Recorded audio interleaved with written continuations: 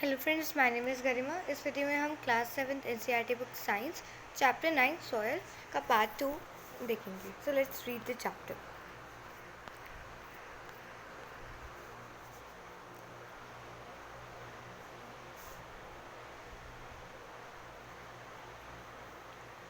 पिछली बार हमने ये पढ़ा था कि सॉयल प्रोफाइल क्या होता है और उसके हमने लेयर्स पढ़े थे।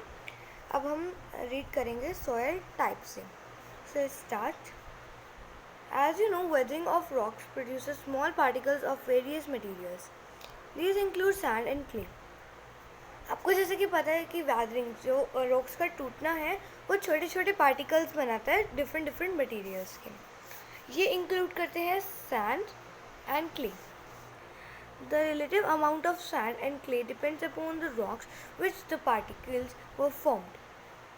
जो रिलेटिव जो सैंड का और क्ले का अमाउंट है वो डिपेंड करता है कि रॉक कौन से पार्टिकल से बनी हुई है। आप या फिर कह सकते हैं that is parent rock.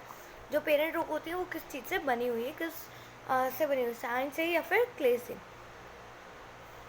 The mixture of rock particles and humus is called soil. यहाँ पे सॉइल की डेफिनेशन दी हुई है हमारे को। This mixture of rock particles and humus is called soil. एक बहुत अच्छी डेफिनेशन दे रखी है, इजी है बहुत, मतलब कि आप इसको इजीली लर्न कर सकते हो। एग्जाम में है तो आप इसको अपने आप से भी बनाकर दे सकते हो। इसको जो भी अब हमारा डेफिनेशंस होंगे ना तो हम उसको अंडरलाइन कर लेंगे। The mixture of rock particles and humus is called soil. Living organisms such as bacteria, plant roots and earthworms are also important part of any soil. Living organisms जैसे कि बैक्टीरिया होते हैं या फिर प्लांट्स की root होती है, ये अर्थवॉर्म्स होते हैं। ऐसे भी बहुत सारे जो जानवर होते हैं या जीव लगा लूँ, वो बहुत इंपॉर्टेंट पार्ट होते हैं किसी भी सॉइल के, किसी भी टाइप ऑफ सॉइल के लिए ये चीज़ें बहुत ज़रूरी होती हैं। लिविंग ऑर्गेनिज्म बहुत ज़रूरी होते हैं। The soil is classified on the basis of the preparation of particles of various sizes. जो सॉइल है वो क्लासीफाइड होती है इस बेसिस पे कि उसका प्रोपरेशन क्या है पार्टिकल्स का, कि वो कौन से साइज़ की है। If soil contains great proportion of big particles, it is called sandy soil. अगर सॉइल के अंदर बहुत ज़्यादा अमाउंट में प्रोपरेशन होगी और उसके पार्टिकल्स बड़े होंगे, उसके जो दाने होंगे वो बड़े होंगे, तो वो क्या कहलाएगी, वो that is called sandy soil. If the proportion of fine particles is relatively higher, then it is called clay soil. अगर प्रोपरेशन फाइनल पार्टिकल्स की, जो बहुत मतलब कि अच्छे से पार्टिकल बहुत फाइन है, वो बहुत ज़्यादा हाई होगी, उसकी प्रोपरेशन जो है वो बहुत हाई होगी बहुत फाइन पार्टिकल्स की, तो वो क्या होगी, हमारी क्लेई सॉइल होगी। If the amount of large and finer particles is about the same, then it is called loamy soil. अगर सैंडी सॉइल में लगा लो या फिर और लगाया क्ले सॉइल, अगर इनका जो मिक्सचर है वो हो तो क्या कहेगा, वो लोमी। मीन्स सैंडी सॉइल भी एक समान हो और क्ले भी इक्वल हो। जब ये दोनों इक्वल होंगी तो हमारा लोमी सॉइल होगा। Thus the soil can be classified as sandy, clay and loamy. Means soil के कितनी टाइप में वो क्लासीफाई हो सकती है, 3 टाइप्स में, sandy, clay and loamy. The sizes of particles in a soil has an influences on its properties. जो size होते हैं पार्टिकल्स के जो सॉइल में होते हैं वो हैज़ एन इन्फ्लुएंस, उनके पास एक इन्फ्लुएंस होता है अपने प्रॉपर्टीज़ का। Sand particles are quite large. जो सैंड पार्टिकल्स है वो बड़े होते हैं, they can not fit together, so there are large spaces between them. मतलब कि वो इकट्ठे नहीं हो सकते, टुगेदरनेस नहीं लगा लो, वो खिंडे खिंडे से रहते हैं, उनमें बहुत ज़्यादा स्पेस होता है। These space are filled with air. ये जो स्पेस है वो एयर से फिल होता है। We say that the sand is well aerated. तो हम ये कह सकते हैं जो सैंड है वो well aerated है। Water can be drained quickly through the space between the sand particles. जो वाटर है वो सैंड पार्टिकल्स के बीच में से जल्दी से निकाल सकता है। So sandy soil tend to be light, well aerated and rather dry.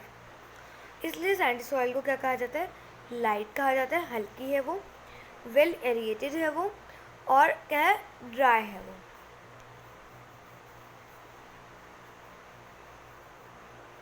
यहाँ पर हमने यहाँ पर उसके बहुत सारे पढ़े हैं सैंडी सॉइल के। यहाँ पर क्या है, हमारे को बहुत ज़्यादा मिल जाएंगे कि उसके क्या क्या क्वालिटीज़ हैं, या फिर उसमें आप ये लगा लो आप उसके इन्फ्लुएंसेस मिल जाएंगे, उसकी प्रॉपर्टीज़ मिल रही हैं। वो कहाँ से आपको मिल जाएगी, कंप्लीट पैरा उसकी प्रॉपर्टीज़ को डिफाइन करता है कि उसमें क्या है। उसके एक तो पार्टिकल्स बहुत बड़े हैं, ठीक है, क्वाइट लार्जरेबल लाइन, ठीक है। वो एक साथ नहीं हो सकते, वो टुगेदर फिट हैं, वो लूज रहते हैं, उनके मतलब बहुत ज़्यादा स्पेस है, और वो एयर से भरे होता है। स्पेस जो है ना वो एयर से भरा होता है। जो सैंड है वो वेल एरिएटेड है, वाटर उसमें से जल्दी से निकल सकता है, इसलिए उसे क्या कहता है, लाइट है, वो वेल एरिएटेड है और ड्राई है। ये इसकी प्रॉपर्टीज़ हैं। Clay particles being much smaller, packed tight together, leaving little space for air. Unlike sandy soil, water can be held in the tiny gap between the particles of clay. अब यहाँ क्या कहा गया, इसका जस्ट अपोजिट क्ले सोयल होती है। जो clay के पार्टिकल्स होते हैं वो बहुत ज़्यादा स्मॉल होते हैं, बहुत टाइट पैक होते हैं वो, ठीक है। उनके बीच में बहुत थोड़ा सा स्पेस बचा होता है ताकि एयर उसमें इंटरप्ट कर सके। Unlikely Sandy soil, water cannot be held in the tiny gaps between the particles of clay. यहाँ पे बोला गया कि सैंडी क्लोई के मुकाबले जो क्लेई सॉइल है उसके पार्टिकल्स के बीच में बहुत कम गैप होता है ताकि वो वाटर को एब्जॉर्ब कर सके। So clayey soil have lesser air, इसलिए क्लेई सॉइल के पास कम एयर होती है, but they are heavy as they hold more water than the sandy soil. लेकिन ये जो क्लेई सॉइल होती है ये ज़्यादा हैवी होती है। देखो एक तो इसमें एयर नहीं इंटरप्ट हो रही, फिर भी ये ज़्यादा हैवी है। क्यों?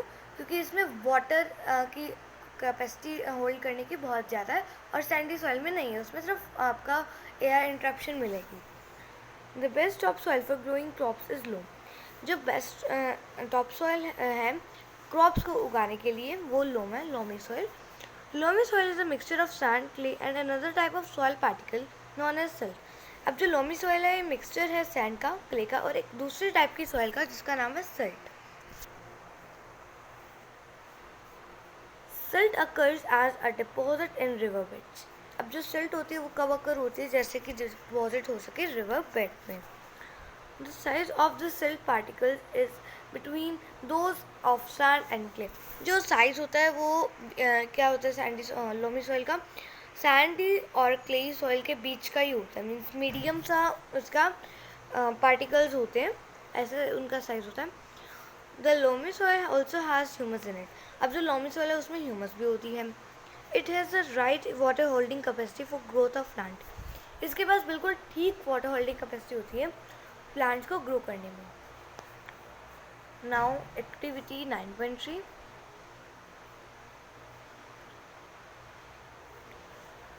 collect samples of clay, loam and sandy soil. Take a fistful of soil from one of the sample. Remove any pebble, rocks or grass placed from it. अब हमें क्या कलेक्ट करना है, clay, loamy and Sandy soil लेनी है, उसमें से ना फिस्टफुल सॉइल ले लेनी है ताकि एक सैंपल के रूप में उसको ले लेना है। उसमें से अब आपको पेपर्स या मतलब जो भी गंदगी है ना वो निकाल लो। Now add water drop by drop and knead the soil. अब क्या करना है, ड्रॉप बाय ड्रॉप वाटर डालो और सॉइल को नीड कर लो। Add just enough water so that a ball can be made from it, but at the same time it should not be sticky. इतना पानी डालो कि वो जो सैंड या क्ले या जो भी है सॉइल वो एक बॉल में कन्वर्ट हो जाए, बट वो चिपचिपी नहीं होनी चाहिए, स्टिकी नहीं होनी चाहिए। Try to make a ball from the soil. अब इससे एक बॉल बनाने की कोशिश करो। On a flat surface roll this ball into a cylinder. अब इस एक फ्लैट सरफेस पे इसको एक सिलेंडर की तरह रोल करो। Try to make a ring from the cylinder. अब इससे एक रिंग मीन्स राउंड शेप बनाने की कोशिश करो, कुछ ऐसी शेप बनाने की कोशिश करो। Repeat this activity with other samples also. There is the extent to which a soil can be shape indicate its type. Means यहाँ बोला गया है कि इसको मतलब कि अब रिपीट करो इसी एक्टिविटी को दूसरे सॉइल के साथ। मान लो पहले आपने सैंडी के साथ करी, फिर क्ले के साथ करो और फिर लॉमी के साथ करो।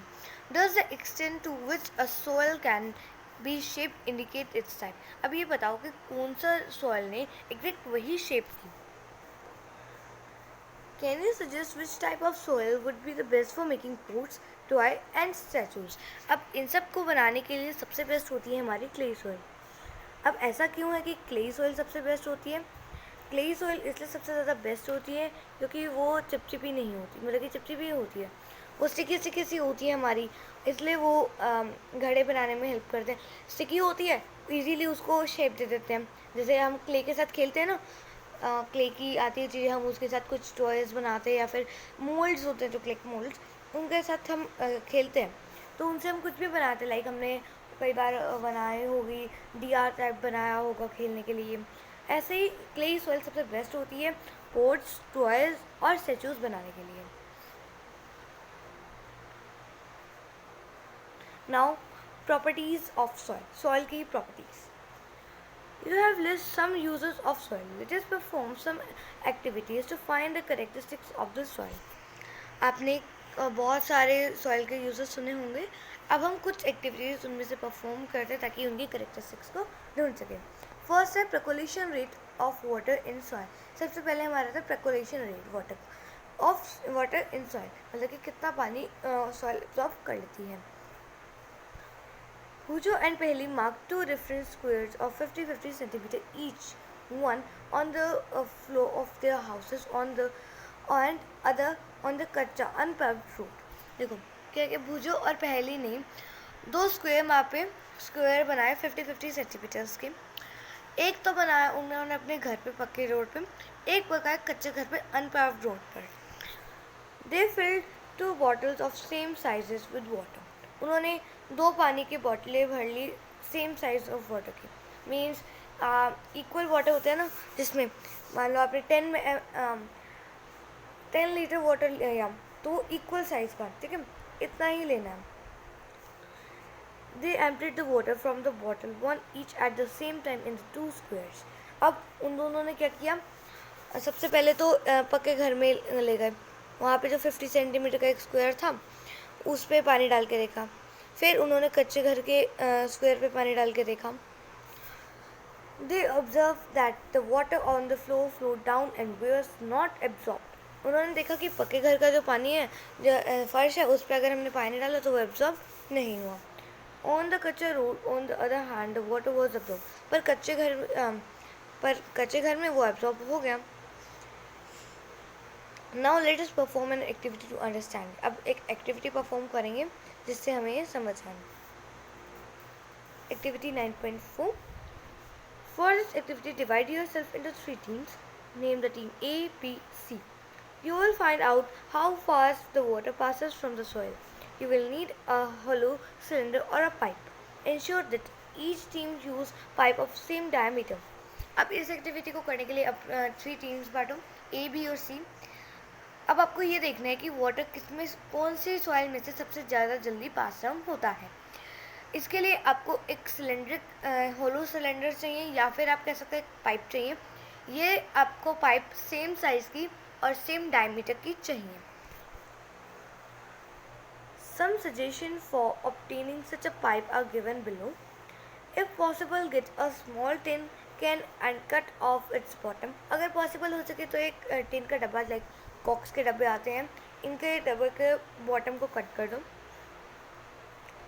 If PVC pipe approximate diameter 5 cm is available, cut it 20 cm long pieces and then use।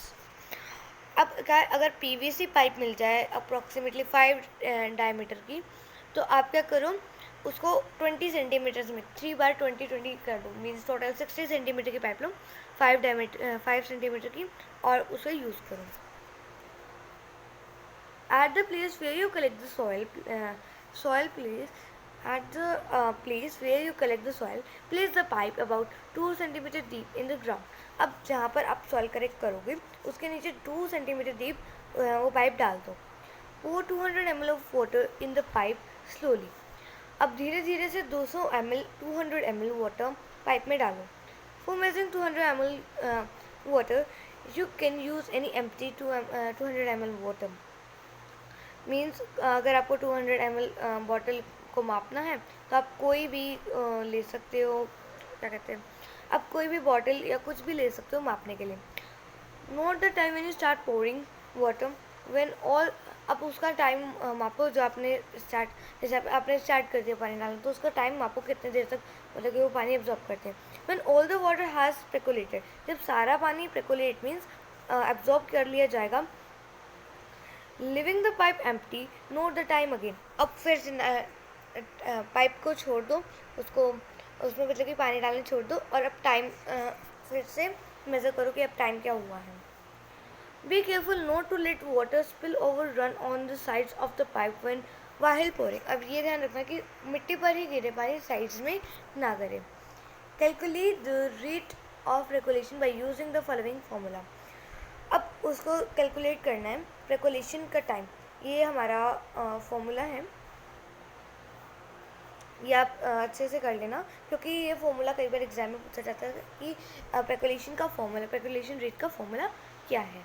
तो इसका फॉर्मूला क्या होता है, अगर हमें ये जानना है कि एक सॉइल कितनी देर में पानी अब्जॉर्ब करती है, जैसे कि हम ये पता करते हैं कि एक ट्रक है, एक ट्रक कितने देर में, एक truck 20 kilometre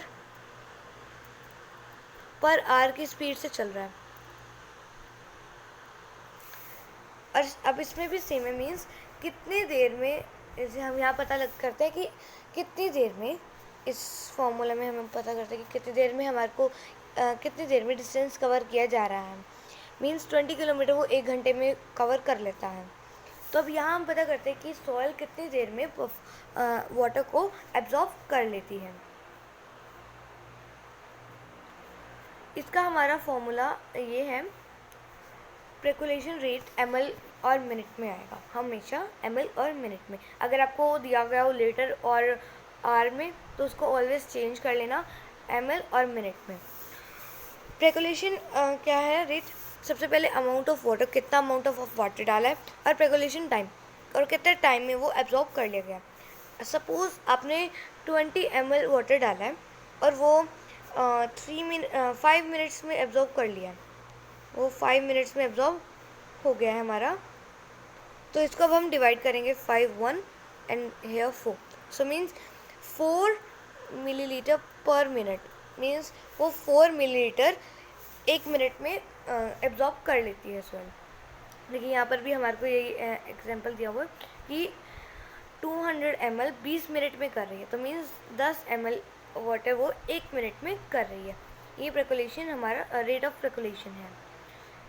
Calculate the rate of percolation in your soil sample. Compare your findings with other and arrange the soil samples in increasing order of the rate percolation. अब इस एक्टिविटी में totally ये बताया गया कि percolation of rate क्या होता है, उसका फॉर्मूला क्या होता है, और यहाँ पर हमारे को ये बोला है कि कैलकुलेट करो अपनी अपनी सॉइल सैम्पल का और कंपेयर करो दूसरों से और उसको फिर अरेंज करो इंक्रीजिंग ऑर्डर से डिक्रीजिंग में। मॉइस्चर इन सॉइल, अब यहाँ से हम नेक्स्ट वीडियो में देखेंगे। अगर आपको मेरी वीडियो अच्छी लगी तो इसे लाइक करना और मेरे चैनल को सब्सक्राइब करना। Thank you.